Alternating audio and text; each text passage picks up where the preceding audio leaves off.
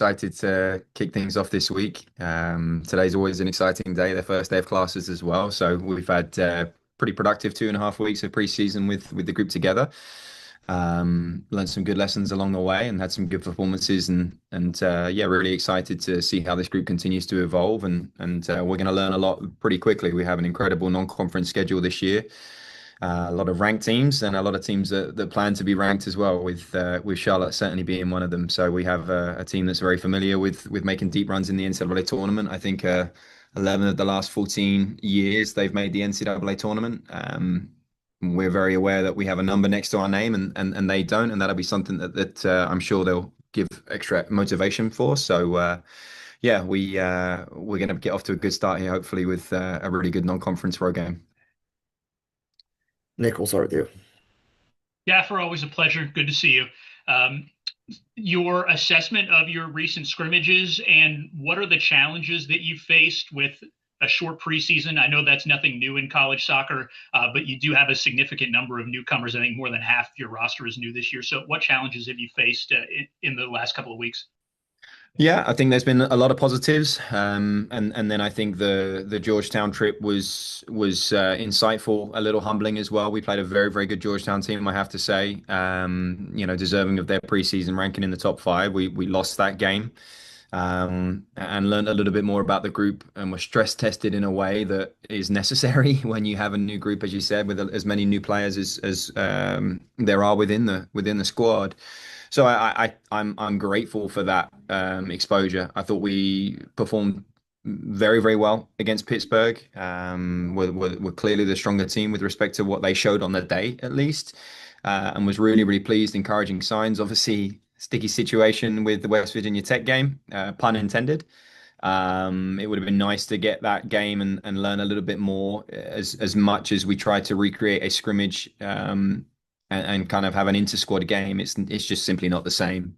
So kind of lost an opportunity there to some extent to learn even more about the group. And then, as I said, the Georgetown game was good for us to have that experience and to go through some of the challenges and as I said, be stress tested against the top five team.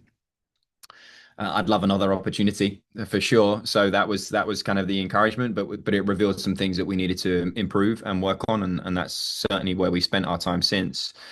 The challenges have been not just with a lot of new players. So I think there's been an assessment process where we've been very careful not to fully commit to one particular formation or system just yet, as we get to know the players and determine, where the pecking order falls and who our best 11 might be, or something close to that best 11. That's a process. And then sadly, that's been inhibited with some injuries through preseason as well. Obviously, we have the long-term injuries of Mark Chust, of Thijs Veldhorst. But sadly, we woke up on Saturday morning after playing Georgetown with 12 injury concerns. And when you have a squad of 28, that definitely has an impact on things. So I'm happy to say most of the group have kind of got to a place where I think they can offer and contribute for Charlotte. But we're definitely dealing with an injury crisis that I've never experienced before in my life, which means that other players will need to be ready to step up, and again, with a really tough non-conference ahead of us, we'll need to be creative, perhaps with some solutions to some of those deficits within the group. Justin, we'll go to you. Hey, Coach, how you doing? Good. How are you?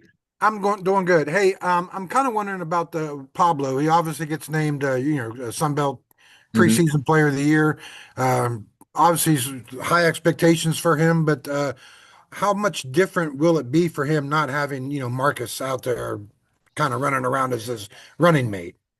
Yeah. I think Marcus was responsible for a number of assists for Pablo last year, especially early on in the season as well. So I do think that's something we need to be mindful of. I think the nature of Marcus's playing style drew a lot of attention and allowed Pablo to do what he does best, which Yeah. is arrive on the ball for the final finish and the final action.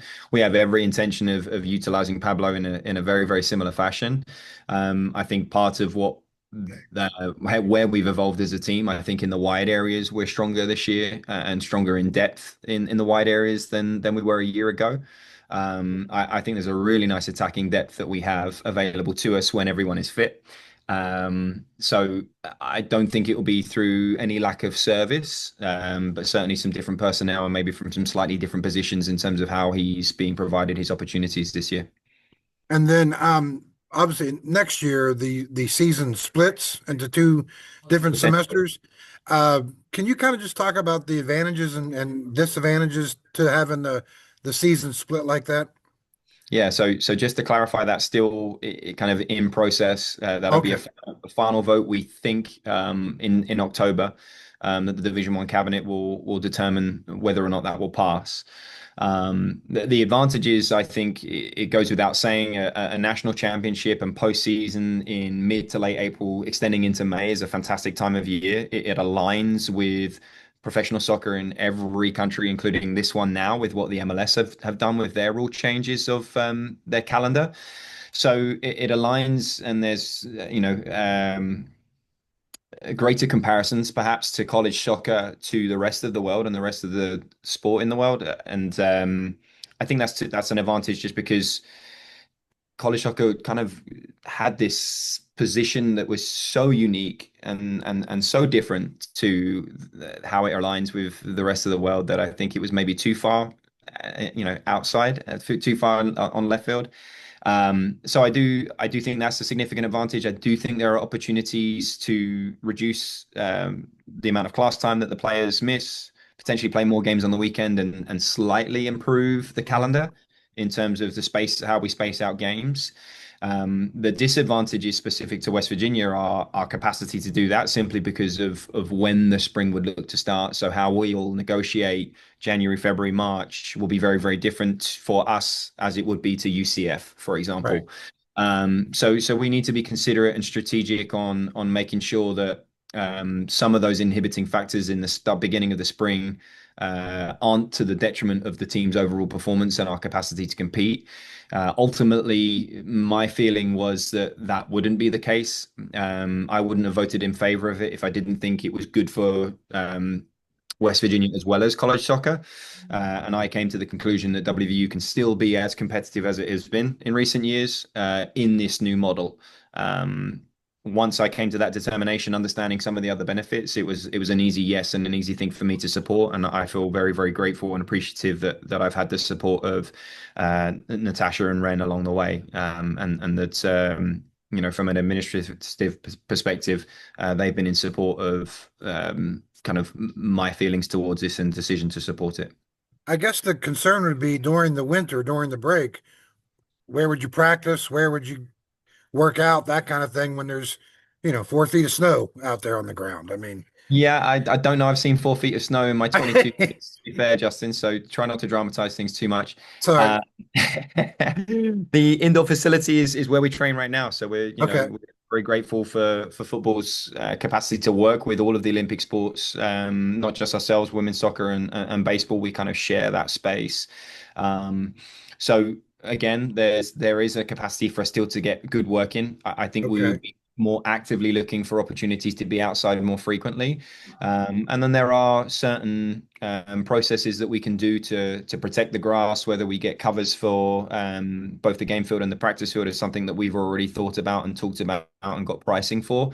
Um, the What we'll look to do and want to do is be on the grass as soon as we possibly can. We understand that Right. there are challenges with the weather and that you may get out there and then have to stay off it for a little period of time as well. So again, it's not without some challenges to us and certainly to schools further north of us as well. I'll let them worry about what they need to do. I think at West Virginia specifically, we'll be able to manage that and negotiate that sufficiently in order to still remain very, very competitive. Okay. Thank you, Coach. Appreciate it. Nick, we'll go back to you. Yeah, and you mentioned some of the injuries to Tice and to Mark. Where do things stand with your back line in terms of health and in terms of returning starts? I mean, Tice was your biggest guy coming back along with Tristan. So is the expectation that there will just be a lot of newness, at least early in the season, with your back line? Yeah, I think to some extent. We went into the Georgetown game, obviously, as you said, with no ties, without Mark, who at the time we signed him probably would have, my educated guess would he'd be really, really close to our starting 11, if not in there, and certainly would have been competing for one of those positions. But then on top of that, we had an issue with Tristan after the Pittsburgh game, so he didn't play at all against Georgetown. Nacho Martinez didn't play at all against Georgetown. Juan Alvarez didn't play at all against Georgetown. So a lot of guys that were pretty mainstay features of our group last year were not available for the Georgetown game. To compound matters, Chase Collins broke his nose in training yesterday. So we've definitely kind of been hit with the bug, and it's all been different things, and just it can happen. It's why we have as many as 28, in our case 30, with the two ACL issues not being registered as part of our 28-man roster. Thankfully, some of that is back available, we believe, and we'll play the game and feature in the game against Charlotte on Thursday. But there's a mix of new players, some that joined us in January, some that are brand new right now, that we've had to try and bring up to speed as quickly as we can. Dan, if I can follow up really quickly, you said Chase, the goalkeeper, has broken his nose. Does that put him in jeopardy for the start of the season? And then what does your goalkeeper competition look like at this point? Yeah, it's been interrupted, I would argue. We would have been going into the West Virginia Tech game specifically only with Chase. Kendall had kind of a re-aggravation of a shoulder issue. Toby had a re-aggravation of a groin issue. So they both missed what would have been the West Virginia Tech game. And then got to Georgetown with Chase back available, Chase still available, and Toby available. Still no Kendall. And then Chase broke his nose yesterday. It won't interrupt things. He just may look like Batman if he plays. So we have a 3D mask coming his way to kind of alleviate that, but he'll obviously be playing with that issue. I would say Kendall's probably a week or so away from being full go and truly being able to compete for the position again. So it's been a little stop-start for them, Kendall in particular, just as far as having 2.5 weeks to assess what we think is a really, really good trio of goalkeepers and kind of stack them up against one another. Almost wouldn't be fair at this point, just because of the inconsistencies of training patterns. So right now, we trained today with one goalkeeper. Chase didn't train today because of the issue yesterday. So right now we're just trying to get two fit goalkeepers would be good. 3 would be amazing. We just may have to kind of, like I said, get a little creative and that one's one where you really do just have to cross your fingers and hope that there's no further issues for anyone else. Cody, that's where over you. Hey Dan, I was just wondering, Pablo kind of burst onto the scene right away last year. Is there any of the newcomers you think are kind of primed to do, game one really come out and make an impact for you? I hope they all do. I hope they all do, because there's a lot of new faces. But no, as I mentioned, we feel as though we've improved our depth in the wide areas. I think Braden Smith has come a long way in the space of time he's been with the program. Julian Raquelde will be competition in that left wing position. Julian coming from West Virginia Tech and scoring 16 goals in a team that made it to the NAIA National Championship game last year. Kanta Ishii on the opposite side, a junior college transfer from Cowley, similar goal scoring record to Julian at that respective level, has come in and really, really impressed, and so fluent with the ball, and just such a humble, gracious, grateful young man. And pair him with Lucas White, who again going through a little bit of an injury issue right now, but in what we have seen of him, which was the majority of preseason up to now, he's looked like he can impact things straight away. And as a true freshman coming out of kind of the Bethesda area, we've been really, really pleased with how much he has shown, and this kind of us forecasting that he'll help us as soon as he's fit again. So those winger positions, I think, are really, really interesting for us. You have the likes of Isaac Shear, Juan, once he's back fit as well. Tommy Bowe is another one that was with the program last year, probably didn't get the minutes, but has had a really, really good spring for us. And again, I think will play a significant role this year for us. So very, very happy with what we've seen once and when everyone is fit. And then on top of Pablo, obviously Sammy Walker, we have such a high ceiling for what Sammy is capable of. We're really excited by him. And then Joshua Dudek coming from a regional league level, Werder Bremen's under 19s prior to that, out of Germany. I think will give a little physical presence and looks like a good hold up number 9. But again, sadly, has been interrupted by injury in preseason. Ryan, we'll go to you. Dan, with the keeper situation, do you guys carry an emergency keeper, or do you start asking other players like, "Hey, did any of you guys play keeper like when you were 11 or something?" Like how does that work We're still if the exploring bug whether, continues to bug? yeah, we're still exploring whether Nick Noble can get a 5th year of eligibility. Not sure whether that's going to fly with a 41-year-old now, but he's still pretty good. But no, we got down to 2 at some point last year, and Bryce Swinehart was our 3rd choice goalkeeper at that point. I think it was when Chase actually broke a wrist, I think it was, or a finger, excuse me. So that conversation may need to happen. I hope it doesn't need to happen just yet.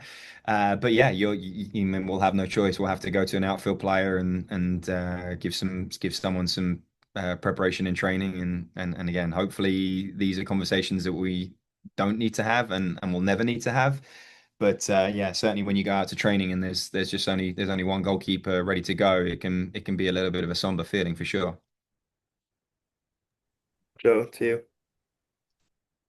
Dan, you mentioned Nick, and you've had Nick and Coach Wright on your staff for the full 7 years that you've been leading the program. How much does that continuity help you guys, and how much has that kind of led to the success of the program? Yeah, I think it's amazing. From this position, you need trust and loyalty, right? I need to know that they're going to echo the same sentiments that I will and support me in that regard. And it was so organic just because they're both great friends and were before I even arrived at the program. So that part I always felt really, really good about. But again, their evolution now as a group, I think it's been really, really cool to see. As a young head coach, I made a lot of mistakes and was very, very controlling and very anal about every single thing. And I've learned to delegate a lot better and can afford to, because I have 2 incredibly qualified full-time members of staff that have been with us now, like you said, for that amount of time. So, it's great. This time, probably 4 years ago, I wouldn't have had time for this because I'd be working on the set piece scout of the opponent that we do tomorrow. And I don't do that anymore because Andy can do a better job than I can with it. Similarly, small details on set pieces, the preparation of the goalkeepers, and some of the additional work that Nick provides them going into games and how we scout our opponents. Having the capacity to have them with me as long as I have, we're a pretty well-oiled machine, I'd like to think. And then, I have to give a special mention to Nolan Sheldon, our technical director, who's now coming into year 3 with us. Being able to add someone with his resume, his qualifications, and I think be reassured that what we have been doing this entire time aligns with his experiences in the professional game, but then to have him in a way that has supplemented the quality of products, created a greater efficiencies in how we operate day to day, and therefore improves our capacity to give feedback to the players. I'm so happy with what we have with this group of staff. And I do feel as though it shows up in ways every day where the players feel that, sense that, and have an understanding of how well we work together, how much we enjoy each other's company, which is another huge piece. And again, they know me so well. They know what I'm like when we lose. They know what I'm like when we win. And hopefully neither one of those is too bad to manage and negotiate. But again, it's a fantastic staff that I feel incredibly fortunate to have been in a position to work with as long as I have. Justin, you have another question? Yeah, Coach. One quick one for me. Obviously, there was great enthusiasm created over the summer from the World Cup. I'm just kind of wondering, can college soccer sort of kind of latch on and carry on that kind of enthusiasm? Does that create any kind of difference for this season? And just, what was your experiences from the World Cup? What was your takeaway from it? Well, I love the time zone it was in, that's for sure. So Yeah. that was an advantage for me being here in America. No, I honestly I thought the World Cup was fantastic. I was probably a doubter when I saw that they'd increased the field from 32 to 48, but I actually thought the likes of a Cabo Verde, those kind of underdog stories Yeah. that developed from it was really, really cool. The momentum and the attention and excitement that gathered around the US national team was amazing. Obviously disappointing to see the nature of maybe how the tournament ended for them with a little bit of a flatter, underwhelming performance. But overall, I thought it was a fantastic World Cup. And yes, I really do feel as though there's an opportunity for us to kind of cash in perhaps on Yeah. fan interest, fan engagement. We've had our marketing team in here. We've met with the head of the Maniacs. Some of what you saw this summer in terms of fan engagement, chants, different things that you saw from these various countries. I want a West Virginia version of everything, and then to tie into that, when you hear Country Roads after every US national team game, but I heard Scottish fans singing it. I heard it after a Spanish game. To tie that back to WVU the way that it was, I think is really, really special as well. Thank you, Coach. Nick, back to you. So, Dan, the ruling on 5-for-5 eligibility, how does that potentially, have you had conversations with your current guys about how that could change their future? And does it potentially complicate international recruiting since things work a little bit differently for a lot of those guys? It means we're going to take the year off from recruiting. So, it was a unique ruling and a really interesting situation that we found ourselves in. We essentially graduate one player. Sebastian Burke is the only one that didn't, I guess, get a favorable ruling for additional years of eligibility. Pablo Pozos has another year. Thankfully, now with Tice's injury, he has another year. So what was already going to be a relatively small senior graduating class, I think it was maybe four or five, has shrank to one. So it has a huge impact on our plans for 2027. There are more 2028s written on our board right now than there are 27s, just because of the availability of roster spots. As far as the international piece, I actually think it will simplify the process for our internationals. There'll be more incidences, arguably, of players with a double gap year, conceivably still being able to come to college and finish their degree in time. And again, I think once this is we've got to this place where everyone is aligning to this rule and this standard, I do think it was a good decision and will simplify things. Dan, is the maybe not the rule, but the expectation for international guys is that it's going to be based on their 19th birthday, that's when the 5-and-5 would start for them? Correct. Their first opportunity to compete in a full sport based on their 19th birthday. So again, depending on how that falls for the individual, you could conceivably be out of high school for 2 years before that clock even starts. So I don't know that they have necessarily reduced the age of college soccer, because I think there was a growing concern that there were older internationals and it was kind of losing a bit of its authenticity. This, I think, like I said, I do think overall it simplifies things. What'll be interesting is how we create, academic pathways over a 5-year process, right? Because now we're talking about keeping a player here throughout their undergraduate and a master's opportunity as well. That's one caveat that we need to kind of consider. And again, not that we haven't had more than enough graduate school students, but now you're looking at the potential of having your entire squad matriculate into graduate school. So what programs we offer, how many of them are in seat for the internationals is a huge piece. So there are some, if there are complications, it's probably on the back end, I would argue, whether international or domestic, on what year 5 looks like.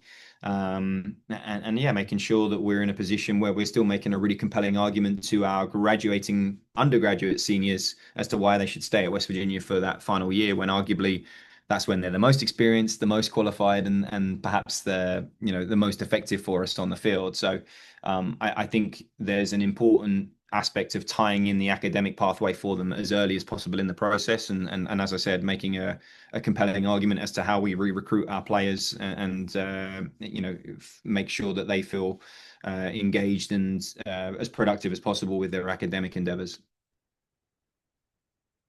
Also, Dan, we've talked a lot about some newcomers to your team, but the midfield's got a ton of returning experience. You mentioned Nacho and Isaac Shear, both of them preseason All Sun Belt How confident are you with the continuity in the midfield, specifically with those two guys? Yeah, love them to bits. Both in our, both members of our leadership group within the squad. And again, I think what they have shown in a short amount of time with Isaac, obviously technically now still with 3 years of eligibility. Nacho, I believe, still with 2. Again, that continuity for years to come. I think Tyler Zapata's had a fantastic preseason with us as well. So we've been really, really pleased with his progression from year 1 to where we are today. And then I think there are others. I think there are others in that group, new players that have joined us in January that will support those positions and add really, really good depth for us as well. But yeah, I think you've named 2 players that are almost always in our top 5 first names on the team sheet. So to have them in there controlling that space, I think is going to be really, really important for us this year.